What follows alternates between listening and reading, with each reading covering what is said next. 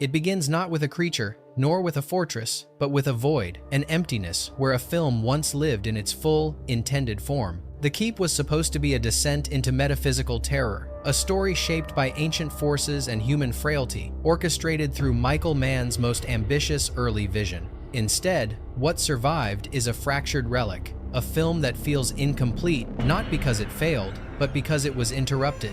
Behind the fog, stone, and pulsing light lies a history carved by loss, lost footage, lost effects, lost intent. The original version, nearly double the length of what audiences eventually saw, carried a density of mythology that was meant to unfold like a ritual. Characters weren't merely players, but conduits of an ancient conflict.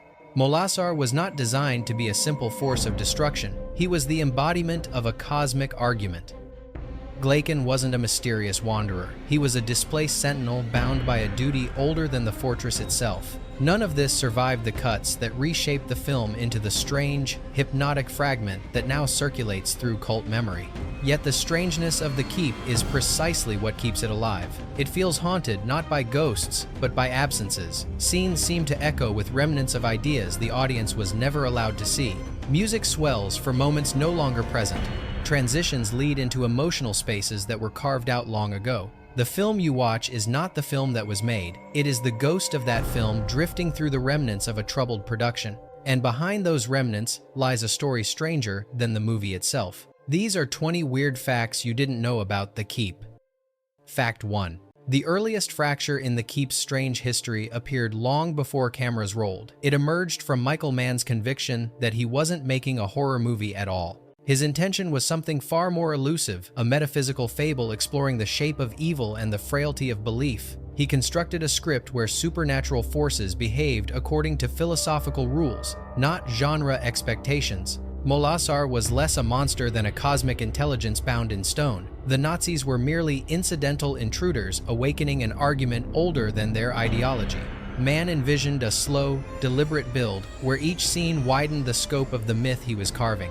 But the moment the studio read the full script, a tension formed that would shape every stage of production. Paramount executives saw a long, contemplative narrative in place of the atmospheric thriller they'd expected. They worried the pacing was too meditative, the ideas too abstract, the runtime too ambitious. Mann, however, refused to cut away the layers he believed essential to the film's meaning.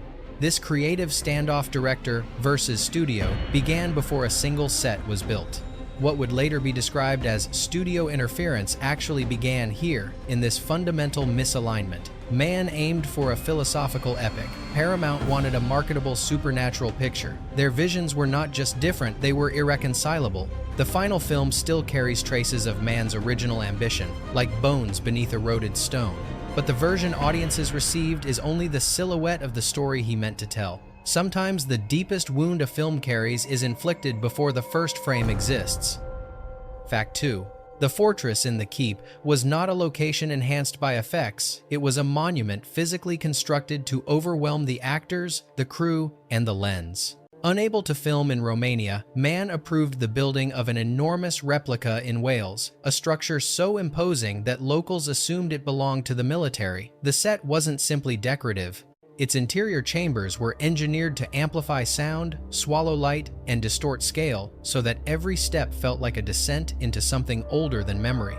Mann believed a supernatural story needed a space that behaved like a living organism, but reality pushed back with surprising force. The structure's sheer weight destabilized the ground, causing sections to sink unpredictably. Heavy storms battered the walls, flooding corridors and damaging equipment. Even on calm days, crew members spoke of unexplained vibrations that traveled through the stone, as if pressure were shifting beneath the floor. Floodwaters ruined electrical systems, fog machines jammed under moisture, lighting rigs collapsed into softened earth.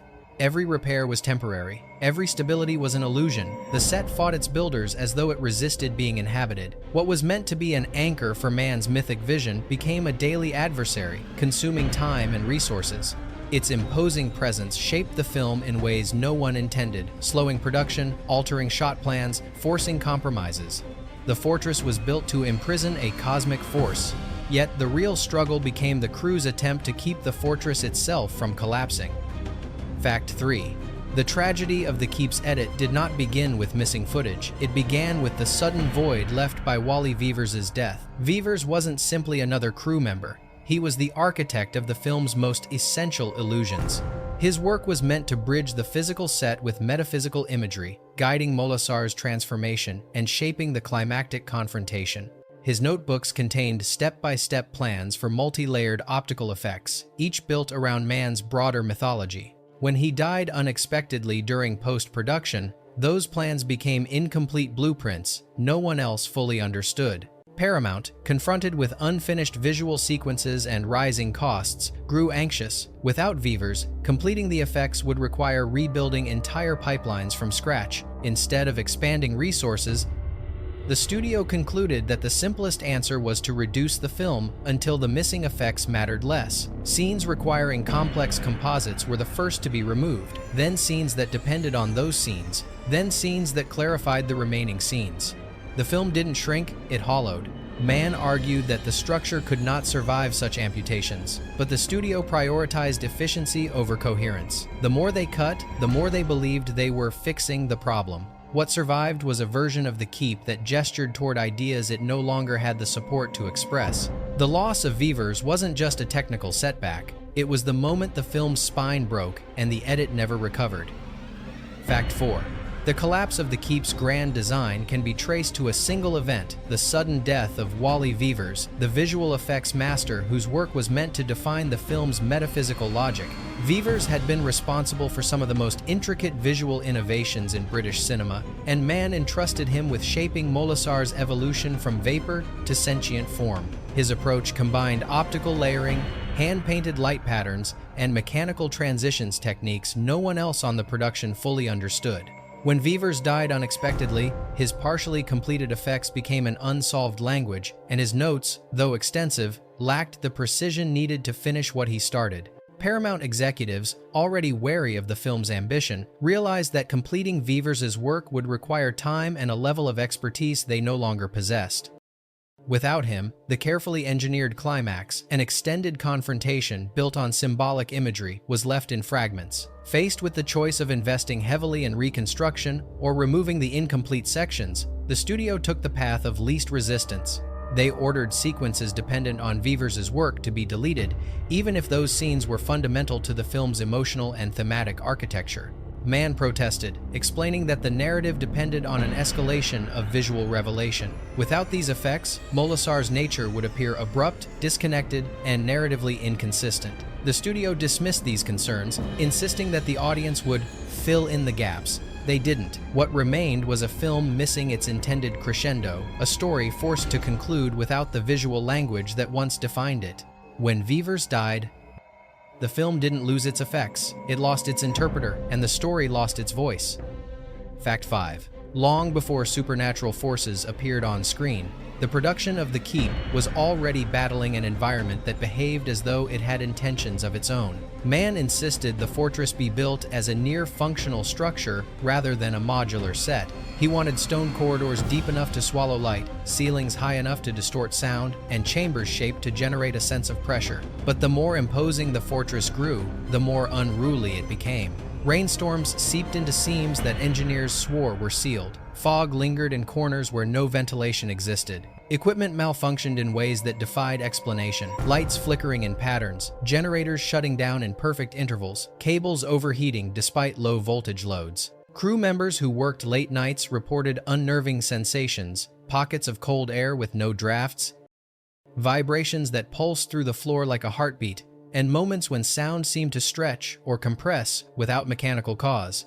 Some attributed it to the material, massive concrete and timber settling unpredictably. Others blamed the relentless weather. But several technicians quietly joked that the fortress was reacting, adjusting itself as if resisting the intrusion of filmmaking. Each setback forced Mann to rethink shots, rebuild sections, or postpone critical scenes. These delays compounded the film's larger struggles, altering its rhythm and draining its budget. What should have been a controlled environment became an adversary, reshaping production through constant disruption. The fortress was intended to contain a mythic force, but the sensation lingering among the crew was simpler. The set felt less like a prison and more like something trying to wake up.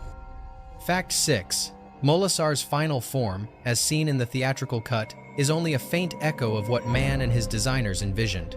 Early drafts described a being whose appearance shifted in parallel with its growing awareness, a creature rebuilding itself from fragments of memory shaped by light, geometry, and psychic resonance.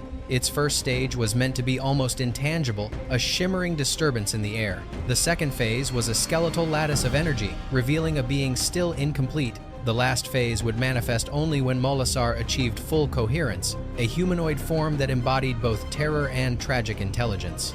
The production attempted to realize this evolution with a combination of practical suits, optical overlays, and animated light patterns. But each phase encountered problems. The vapor form lacked the precision needed to match the animated layers. The skeletal structure overheated constantly, endangering the performers inside, and the humanoid suit, though visually striking, needed extensive post-production enhancement that became impossible after Veevers' death. As the studio demanded cuts, the entire sequence of evolution was deemed unnecessary. The stages were removed, leaving only the final form, stripped of context. Without the build-up, the creature's appearance seemed abrupt, even arbitrary. Viewers were left to interpret a being that had once been part of a long symbolic transformation, but now appeared fully realized without narrative justification. Molasar was designed to unfold like a revelation. What audiences saw instead was the final page of a story whose earlier chapters had been erased. Fact 7. The myth of the Keep's lost footage isn't speculation, it is a trail of documented absence. Mann's early assembly reportedly stretched beyond 3 hours, weaving mythology, psychology, and atmosphere into a slow-burning metaphysical tapestry. Editors who worked on the film recalled reels containing extended prologues, character expansions, and transitions designed to guide viewers through the fortress's shifting logic. But once Paramount demanded a drastically shorter runtime, entire sections were removed wholesale, not trimmed, removed. Premiere notes from within the studio referenced sequences involving villagers, religious scholars, and Molasar's early manifestations, none of which survived the cull. What makes the disappearance especially haunting is that much of this material was completed. Actors performed full scenes, lighting and effects teams executed detailed setups, composers wrote cues tied to those missing transitions, and yet no official archive lists these reels today. Instead, they appear only through secondhand memories and stray documentation camera logs, continuity sheets, and still photographs from scenes that never appear in the theatrical version. As the studio shaped the film into its final, truncated version, many reels were moved into temporary storage. Some were reclassified under working titles, others were separated from the main archive during visual effects revisions. By the time archivists searched for them decades later, the paper trail had evaporated. Whether the footage was destroyed intentionally, lost through bureaucratic oversight, or simply misfiled into obscurity remains unknown. What is certain is that the theatrical cut is not merely incomplete, it is the visible fragment of a far larger structure whose foundations disappeared. The missing footage isn't just a mystery, it's the film's absent soul. Fact 8. Paramount's test screenings of The Keep formed the crucible in which the film's identity was reshaped and ultimately erased. Early internal cuts still contained much of Mann's intended rhythm, long, atmospheric stretches, dialogue that probed philosophical divides, and transitions built to immerse the audience in the fortress's otherworldly logic. Yet when these preview versions were shown to small audiences, reactions were mixed. Some viewers found the film mesmerizing but cryptic, others were unsettled by the pacing. Studio executives, already anxious from budget overruns and Veevers' death, seized on the uncertainty as justification for drastic intervention. They mandated restructuring that removed the very elements grounding the story. Scenes explaining the villagers' hidden past were excised. Character arcs that clarified motivations vanished entirely. Mystical sequences linking Molasar's evolution to the fortress's shifting geometry were deemed too abstract and stripped away. As these components fell, the film's narrative skeleton weakened. By the time the final test cut screened, its coherence had fractured. Viewers reported moments of intrigue without payoff, emotional beats without setup, and plot turns that felt severed from their origins. Instead of interpreting this confusion as the consequence of excessive cutting, the studio used it to justify further erosion. In their effort to mold the film into a conventional thriller, they amputated the intricacies that once defined it. The test screenings didn't refine the film, they dismantled it piece by piece. Fact 9.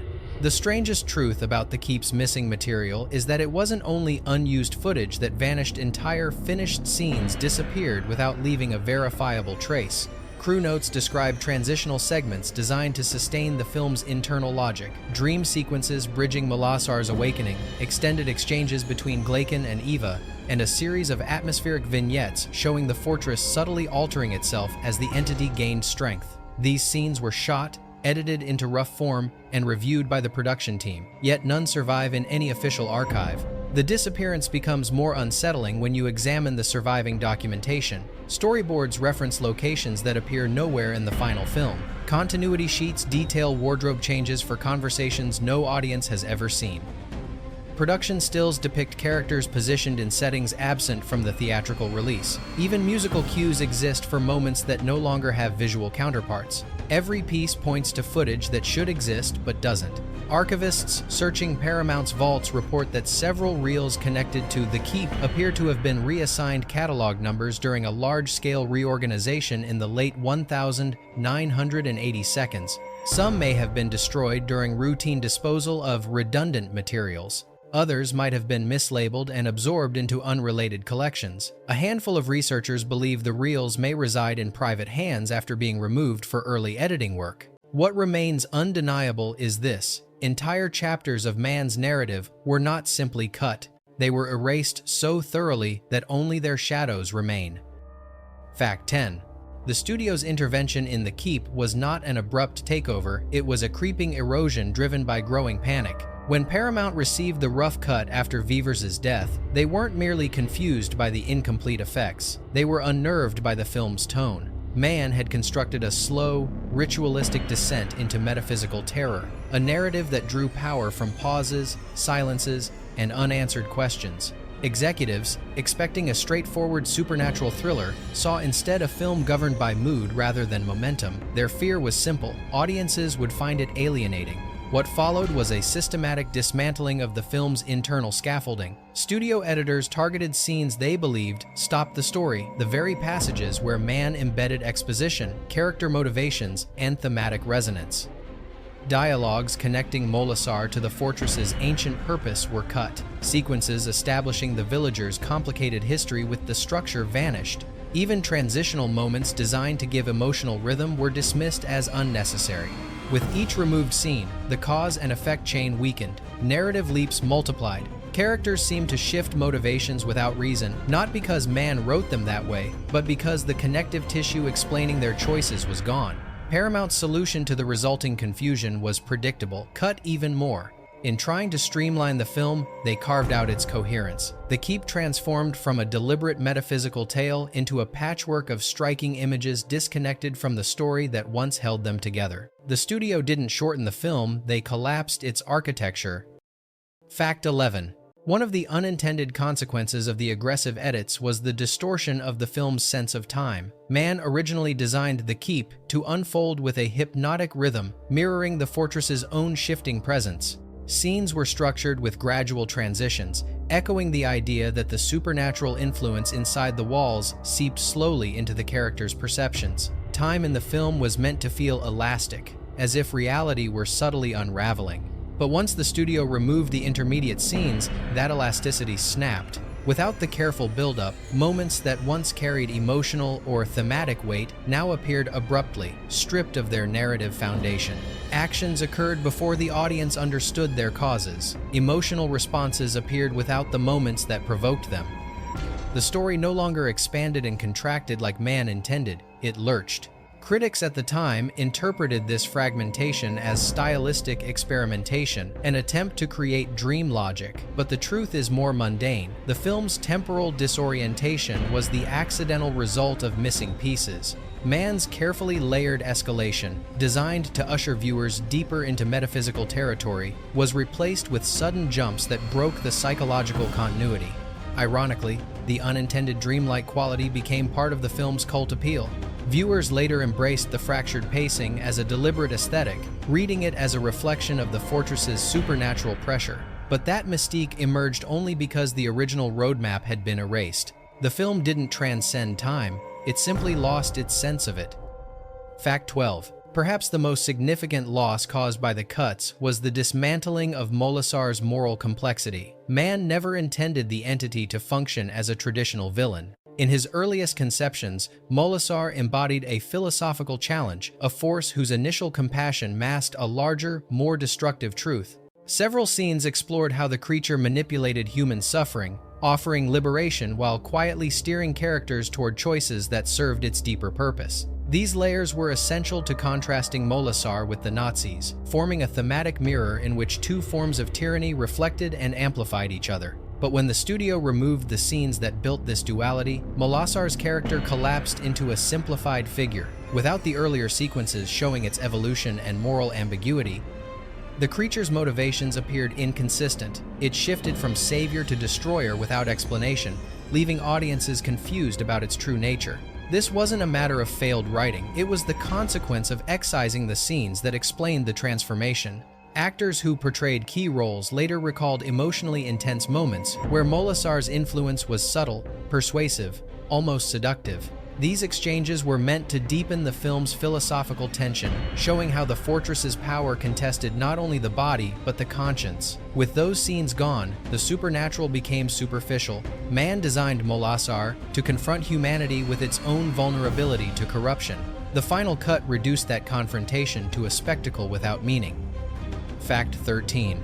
The creature audiences ultimately saw on screen was only a faint echo of the being Mann intended to reveal. Molasar's design underwent a long evolution, beginning as an abstract presence shaped by light and motion rather than solid form. Early production sketches depict a creature that shifted through 3 distinct stages, each reflecting a different level of self-awareness as it reclaimed its power.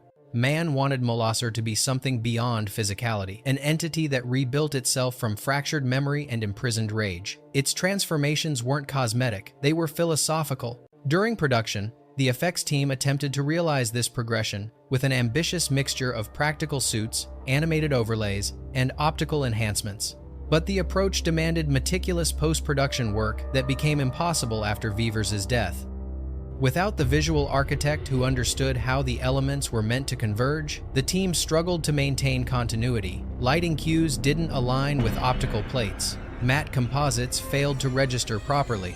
Even the creature's glowing musculature intended to pulse in rhythm with its returning consciousness proved too complex to finalize under the new constraints.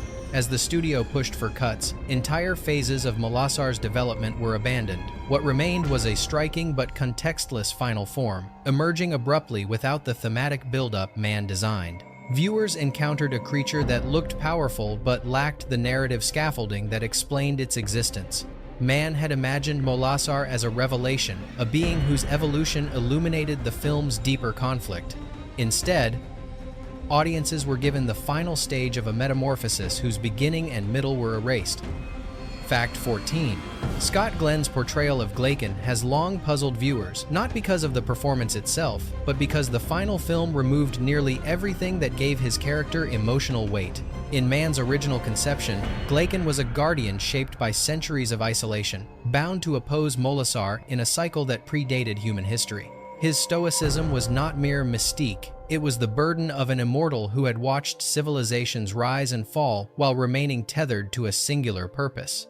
Glenn filmed extensive scenes exploring this inner conflict, scenes that showed how deeply he resented the duty he could never escape. But when the studio demanded a shorter runtime, these sequences were among the first casualties. Without them, Glaken's motivations became opaque, his connection to Molasar appeared arbitrary, and his sudden emergence into the narrative lacked grounding. Glenn himself later commented that he felt his most meaningful work never reached the audience. He had delivered a nuanced portrayal shaped around resignation, longing, and quiet resolve, but the edits stripped away the internal journey, leaving only the surface. The climactic confrontation was similarly diminished. What Mann wrote as a metaphysical duel, two ancient forces wrestling over the fate of human frailty, became a brief, almost enigmatic exchange. The emotional stakes vanished because the groundwork for them had been removed. Glaken was meant to embody the film's moral core, the weary sentinel confronting a force he alone understood. The final cut left him stranded, a guardian without a past, a purpose, or a voice. Fact 15. Among the lingering legends of the production are the accounts of strange incidents that occurred inside the fortress, set reports that grew too numerous and specific to dismiss entirely. Crew members working overnight described sensations that defied easy explanation. Tools left in one chamber appeared hours later in another. Heavy doors swung despite still air. A persistent hum vibrated through the floor, sometimes strong enough to rattle equipment, yet never traceable to machinery. These weren't isolated stories. They emerged from different departments, different hours, and different parts of the set. Lighting technicians spoke of shadows moving against light sources that hadn't been activated. Sound engineers encountered frequencies that briefly overwhelmed their monitors, frequencies resembling Tone's Tangerine Dream, later incorporated into unused compositions. Even security guards, often the most skeptical, reported seeing flickers of motion in fog-draped hallways long after shooting wrapped for the night. Rational explanations existed: unstable materials, temperature shifts, the psychological pressure of long hours on an oppressive set. But the recurrence of these events created a quiet unease. Some crew members joked that the fortress didn't like being filmed, while others wondered if the set's unnatural geometry amplified sensory distortions. Mann dismissed the stories publicly, but in private, he reportedly asked departments to document anything unusual, a detail that later leaked through production notes. Whether the incidents were accidents, illusions, or something stranger, one thing was clear. The fortress felt alive in ways no one anticipated, and the film wasn't the only thing that seemed haunted. Fact 16. If there is one element of The Keep that still whispers of the film Mann intended, it is Tangerine Dream's score, a work that feels as though it belongs to a lost dimension of the narrative. The band composed far more music than the final film could ever contain, recording sprawling atmospheric pieces that were designed to map the emotional and metaphysical shifts within the story. Mann's early cut relied heavily on these compositions, using them as connective tissue between scenes that no longer exist. Each motif corresponded to a specific evolution in Molasar's presence, or a psychological change in the characters. But once Paramount demanded a shorter runtime, the score became orphaned. Cues written for long, meditative passages were abruptly repurposed or truncated. Themes that once carried meaning were reduced to fragments. The music now swells in places that feel disconnected, climaxing where no dramatic arc remains, hinting at emotional beats long since removed. This dissonance isn't the fault of the composers, it's the echo of a vanished structure the score was built to support. Efforts to release the complete soundtrack were thwarted by rights, complications, and missing master tapes. The surviving official releases represent only a fraction of what was recorded. Bootlegs circulate among collectors, each containing stray cues believed to accompany scenes lost in the edit. These fragments have taken on a life of their own, becoming the closest fans may ever come to hearing Mann's original vision. The music was meant to illuminate the unseen architecture of The Keep. Now, it stands as the last surviving witness to the film that once was. Fact 17. The mystery surrounding Tangerine Dream's unused recordings deepens when examining how the sessions were originally structured. Instead of composing directly to picture, the band often delivered expansive improvisational tapes, hours of continuous sound experiments intended to be shaped later into specific cues. Mann selected portions of these recordings to align with scenes, creating a symbiosis between image and sound that was central to his storytelling style. But this method also produced a logistical nightmare once the film's structure began collapsing. When Paramount demanded sweeping cuts, the meticulous cataloging of the recordings fell apart. Tapes were moved between editing suites, mislabeled under working titles, or stored temporarily in boxes that weren't properly documented. By the time archivists attempted to locate the full sessions decades later, the chain of custody had splintered. Some reels appeared in unexpected vaults, others deteriorated due to poor storage conditions. A handful were simply missing. Complicating matters further, early cue sheets list compositions that no one has been able to identify on any surviving release or bootleg. These ghost tracks, referenced only through paperwork, suggest that entire musical sequences may still exist somewhere, sealed within mismarked containers or lost during previous archive purges. Collectors continue searching for these missing pieces, believing they hold clues to the deeper narrative architecture of Mann's original cut. The music written for the film's unseen chapters may reveal more about the Keep's intended shape than any remaining footage. A film can lose reels, scripts, even effects. But when its music vanishes, you lose the heartbeat of the story, and that loss is harder to forgive. Fact 18. The legend of the beta tapes is one of the strangest footnotes in the Keep's afterlife, a story that blends archival accident with cinematic archaeology. In the late 1980 seconds, fans circulating off-air VHS and Betamax recordings of a television broadcast noticed something peculiar. Several musical cues did not match the theatrical version. These weren't minor variations, they were fully developed compositions tied to narrative beats that no longer existed in the film. Some seemed to underscore Molasar's intermediate transformation phases. Others mirrored emotional transitions connected to Glaken's removed backstory. How these cues reached the broadcast is still unclear. One theory suggests that the network received an early audio stem assembled before Paramount finalized the shortened cut. Another posits that stray segments of the longer cuts mix were mistakenly included in the broadcast's audio track.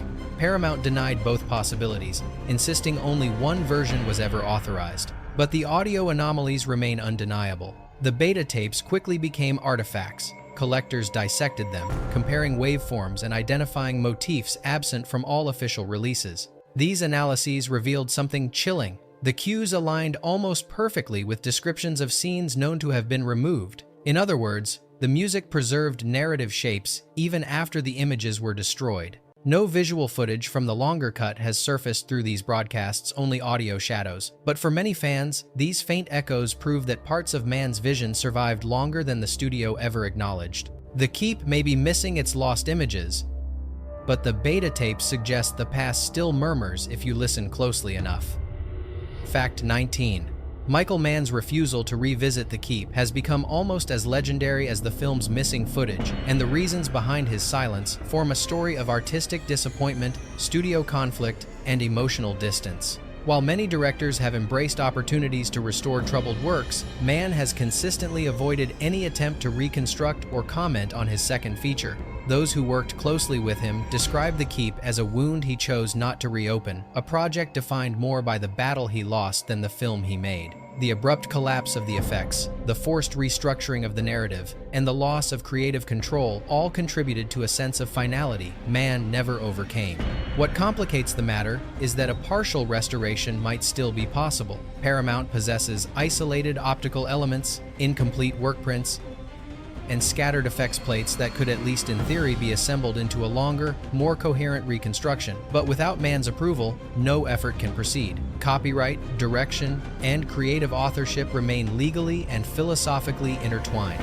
Studios rarely restore a film against its director's will, and Mann's refusal effectively locks the project in limbo. Some believe his resistance is purely practical, tied to the cost and complexity of recovering missing visual effects. Others think it's emotional, a reluctance to confront a film that slipped away from him at a formative moment in his career. Mann went on to redefine his style with films that were wholly under his control, works that reflected the precision he prizes. Revisiting The Keep would mean returning to a process defined by compromise. In the end, the lost cut may not stay buried because it cannot be found, but because the one person who could resurrect it has already let it go. Sometimes the guardian of a film's past is also the gatekeeper of its oblivion. Fact 20. The enduring question surrounding The Keep is deceptively simple. Where is the 3-hour version that early viewers swear they saw? Rumors have persisted for decades, each offering a different fate for the long cut that once anchored Mann's vision. Some claim the reels were destroyed after disastrous internal screenings. Others insist they were shelved separately during the chaotic post-production restructuring and later misplaced during a vault consolidation. Still, others believe that Mann himself removed copies to prevent a version he no longer endorsed from resurfacing. None of these theories have been proven, yet none can be completely dismissed. What remains undeniable is that early cuts did exist. Multiple crew members recall sequences missing from the theatrical release, extended conversations that deepened the moral complexity of Molasar, atmospheric passages showing the fortress reshaping itself, and thematic beats that cast Glaken's destiny in a mythic light. These recollections match surviving storyboards, production stills, and partial cue sheets from Tangerine Dream's score. The evidence points to a coherent, fully assembled version of the film, one that may have screened only a handful of times before vanishing from circulation. Archivists who have searched Paramount's archives report finding fragments, mislabeled reels, incomplete visual effect plates, and sound elements belonging to scenes absent from the final cut. But no full work print has ever surfaced. It is unclear whether the reels were lost through neglect, destroyed for storage efficiency, or simply languish unidentified in one of the studio's off-site warehouses. The mystery endures because absence invites imagination. Somewhere, perhaps destroyed, perhaps forgotten, perhaps hidden, lies a version of the keep that once revealed the story as man intended. Whether it still exists is a question answered only by silence. Bonus fact: long after the keep faded from theaters, whispers of a single, half-forgotten screening began to surface, an event so fleeting and undocumented that it lives somewhere between memory and myth. According to scattered testimonies from former Paramount staff, an almost complete version of the film was shown late one night to a small internal audience, long before the studio mandated the final wave of cuts. Those present described a version radically different from the theatrical release, slower, more deliberate, and infused with a sense of cosmic inevitability. They recalled scenes revealing the fortress's origins, extended visions linking Molasar to ancient forces, and a climactic confrontation rendered with a grandeur the surviving cut never hints at. Yet no official record acknowledges that screening. Projection logs for the date are missing. The work print number cited in internal notes doesn't match any reel still held in the archives. Even the location of the screening room is debated among former employees. Some insist it took place in Paramount's main lot. Others claim it occurred in an off-site facility used for unfinished projects. The lack of documentation has fueled speculation that the longer cut was intentionally suppressed or quietly discarded after executives deemed it uncommercial. However, fragments of evidence complicate the story. Promotional stills from scenes absent in the final film appeared in early marketing materials. Musical passages heard only in this rumored version surfaced later in broadcast recordings. These clues suggest that the lost cut existed long enough to leave traces, even if the print itself vanished. If the recollections are accurate, audiences once witnessed a version of the keep that fully embodied man's metaphysical ambition, a film richer, stranger, and more complete than the fractured remnant that survives today. Whether that print was destroyed, misplaced, or hidden remains unknown. What is certain is this: its ghost still lingers in every mystery the film refuses to answer.